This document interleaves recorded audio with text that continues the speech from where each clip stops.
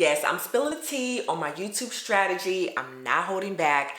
This is something I have been trying as I've been on my 21 video challenge to get out in December. I'm a little bit behind, but we're gonna push it through. And I'm gonna share what I've been doing on my channel that has been really actually working. And I'm not gonna keep this goodness to myself. So let's get right into it. What I've been doing is I've been creating, my first tip is creating videos in the group of 4. And the reason why I'm doing this is because you have to pay attention or recognize viewers' behavior. And I always like to say, tap into your superpower as a viewer. Oftentimes when we go into a channel on a specific topic, we really like that video and we want to see more of that topic from that content creator. And so what I've learned in regards to my monetization journey is that oftentimes I will do one video on a certain topic and kind of move on in the other topics that I want to talk about. And I'll have that one video do well, but it would be more smart if this one video is doing well, then I have other videos for it to kind of stack off of and kind of continue that momentum. So what I have been doing is creating videos in groups of 4. So if I'm going to talk about YouTube, there's going to be 4 different topics or 4 different ways I'm going to talk about YouTube. If I'm going to talk about my sister logs, there's going to be 4 videos I'm going to sit and talk about my sister log. So when that viewer comes in, if they like that one, they're like, oh, I want to watch another video like this. Oh, she has another one. Boop, I'm watching that.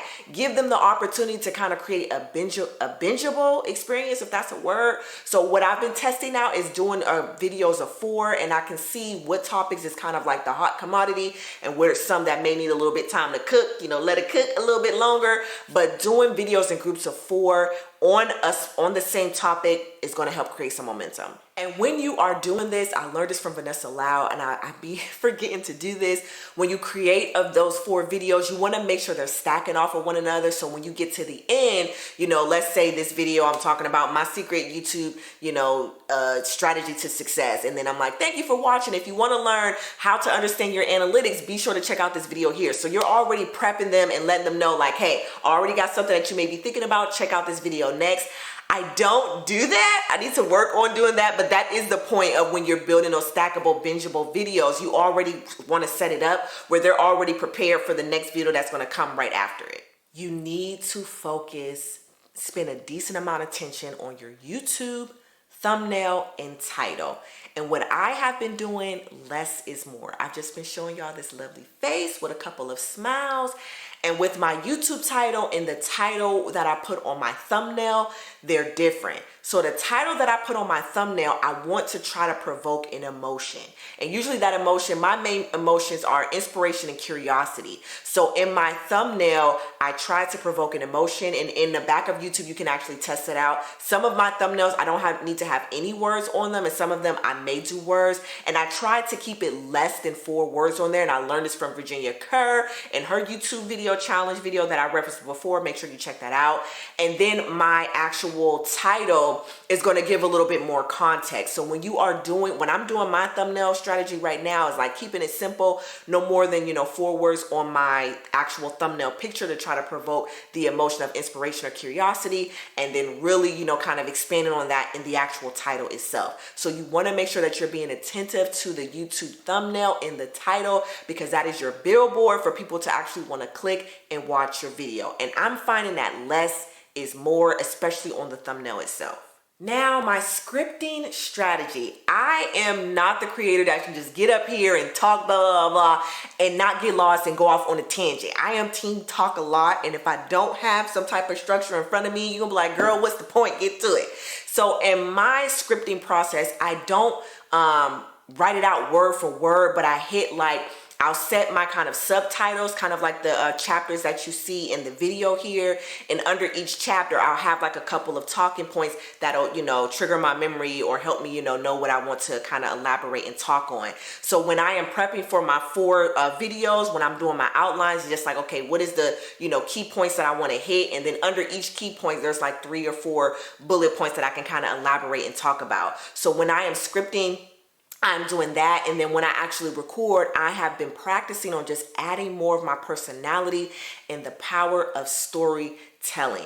Anytime that I'm, explaining something or sharing something, I want people to be able to kind of like visualize or see a picture or whatever it is that I'm trying to paint, so they can really be engaged in that moment. And storytelling is an art and a skill that you know, can learn and develop, and it's something that I want to learn and develop as well, especially if you want to get in front of this camera. Storytelling is going to be key. So when I am scripting, there may be something that I'm like, I'm going to, you know, put a little story here or share a little nugget here, and then most importantly, make sure I'm putting my personality in there, because relatability is key. I want people to feel like, that's my homegirl, you know, we shitting and chatting it up. She telling me how I'm gonna be successful on YouTube. She checking on the babies, my internet niece and nephew, they doing good. Like, I want to feel like, you know, we homies, right? You're part of the hopeful community. So when I am scripting my videos out, I'm making sure that I'm keeping it organized in a way where I have my thoughts together, but free enough where I can just be myself. You have to remove the pressure. Remove the pressure of being successful on YouTube. I know the data can be a lot, but do not allow the data to get you down. The analytics and, you know, getting in YouTube monetization, reaching of 4,000 watch hours, 1,000 subscribers, and it's just like, I done posted 50 videos and I'm only like, just remove the pressure from yourself, because it's going to become extremely more stressful than it needs to be. And again, you need to allow yourself to just kind of have that freedom and figure it out. Also, in regards to like removing the pressure, I found myself of just practicing a lot more gratitude. I don't care if it's 1 subscriber, 2 subscribers, 1 comment, 3 comments on a video.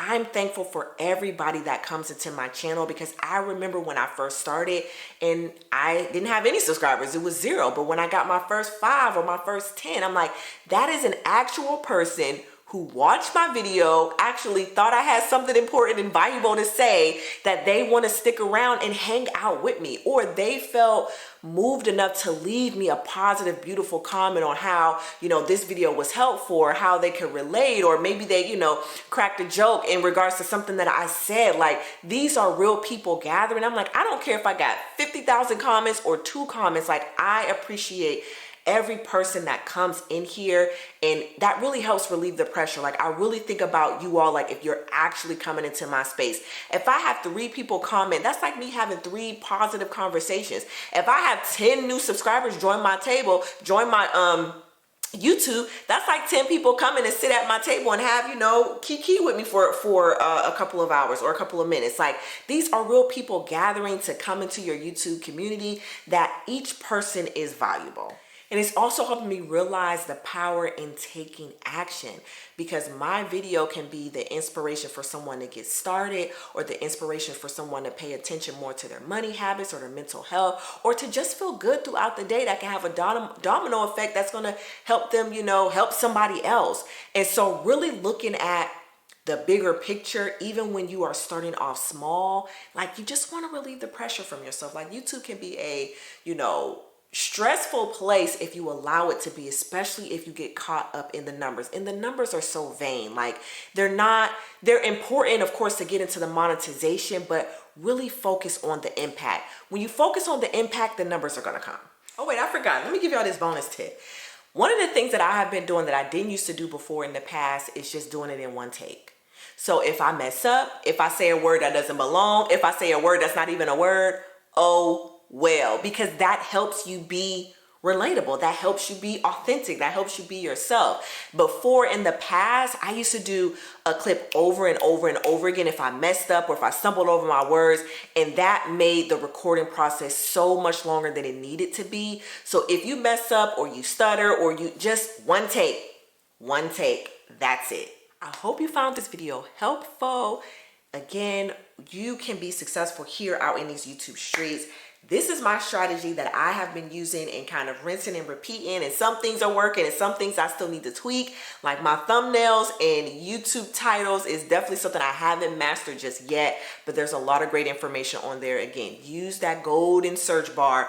Anything that you need to learn on YouTube is right here on YouTube. So until next time, please be sure to dream, believe, and achieve.